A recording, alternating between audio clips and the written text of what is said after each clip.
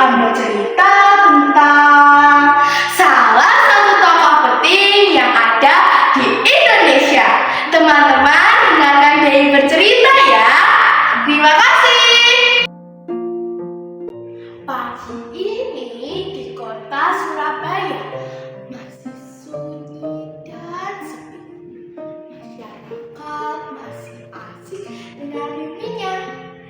Namun, di salah satu rumah tersebut ada seorang ibu yang sedang berjuang untuk melahirkan bayinya.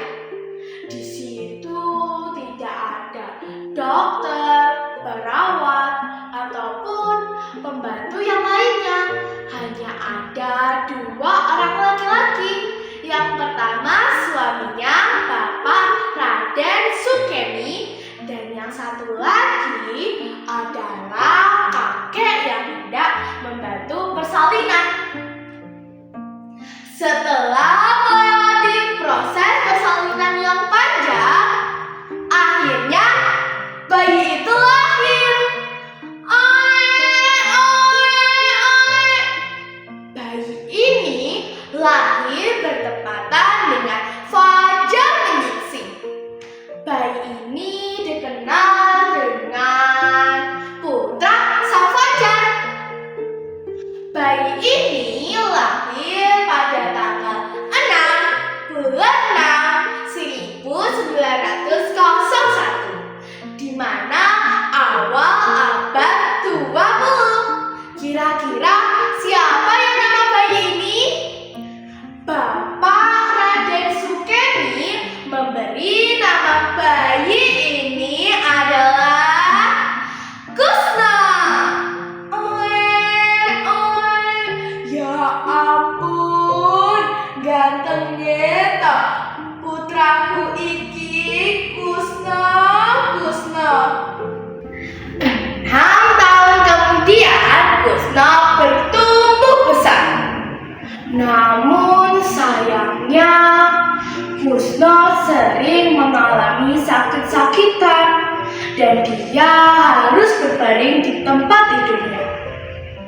Orang Jawa memiliki kepercayaan bahwa jika namanya diganti, anak itu bisa tumbuh dengan sehat. Akhirnya, Bapak Sukemi mengganti nama anak itu menjadi Sukarno. Su yang berarti baik dan Karno adalah salah satu pahlawan besar yang ada di kisah Mahabharata. Akhirnya, sejak itu Kusna bertumbuh besar dengan sehat dan dia memiliki banyak sekali teman yang seru dan asik. Tiba saatnya Soekarno menempuh pendidikan dasar. Tahun 1908, Soekarno sekolah di HIS. Selepas sekolah di HIS, Soekarno melanjutkan sekolahnya di ELS Mojokerto pada tahun 1913. Selepas sekolah di ILS, Soekarno pun melanjutkan sekolahnya di HBS Surabaya pada tahun 1916.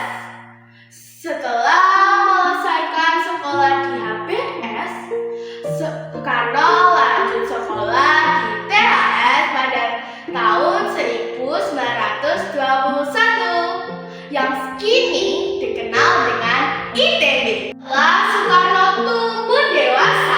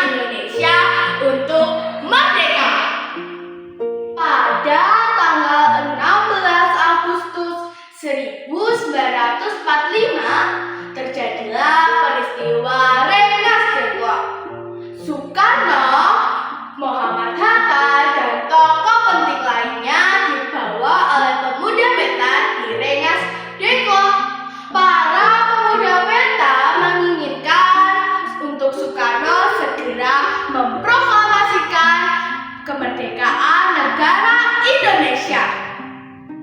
Akhirnya, pada tanggal 17 Agustus 1945, Indonesia resmi merdeka dan proklamasi dikumandangkan oleh Soekarno dan Muhammad Hatta. Tetapi ternyata pada pukul 10 pagi, Soekarno mengalami sakit dan Soekarno harus berbaring di kasurnya. Tetapi warga Indonesia sudah berteriak untuk segera melakukan upacara proklamasi. Soekarno, ayo proklamasi! Soekarno, ayo proklamasi! Akhirnya, pada pukul 10.30, Soekarno memberanikan diri untuk harus tetap membacakan teks proklamasinya. Upacara proklamasi Republik Indonesia berlangsung di Jalan Pegangsaan Timur nomor 56 Jakarta Pusat.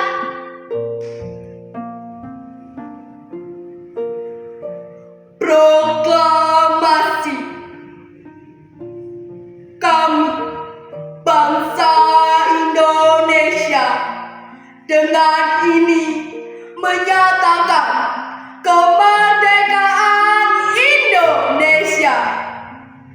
Hal-hal yang mengenai pemindahan kekuasaan dan lain-lain diselenggarakan dengan cara seksama dalam tempo yang sesingkat-singkatnya.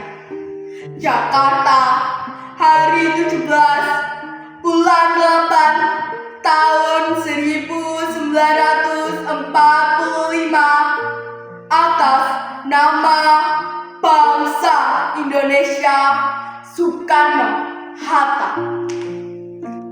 Setelah membacakan teks proklamasinya, Soekarno memberi penutupan sebagai berikut. Demikianlah saudara-saudara, kita sekarang telah merdeka. Mulai saat ini kita menyusun negara. Kita negara merdeka, negara Republik Indonesia. Merdeka, kekal, dan abadi. Tuhan memberkati kemerdekaan kita itu. Merdeka, merdeka, merdeka. Bacaan teks proklamasi oleh Soekarno dilanjutkan dengan pengibaran bendera merah putih yang dikibarkan oleh Latif Hendadingrat, Suhud, dan Suresti Karma Trimurti, serta diiringi oleh lagu Indonesia Raya yang diciptakan oleh W.M. Supratman. Akhirnya, sejak saat itu Soekarno menjadi tokoh penting di Indonesia yang dikenal dengan Bapak Proklamator Kemerdekaan Indonesia. Pada tanggal 17 Desember 1949, Soekarno resmi menjadi Presiden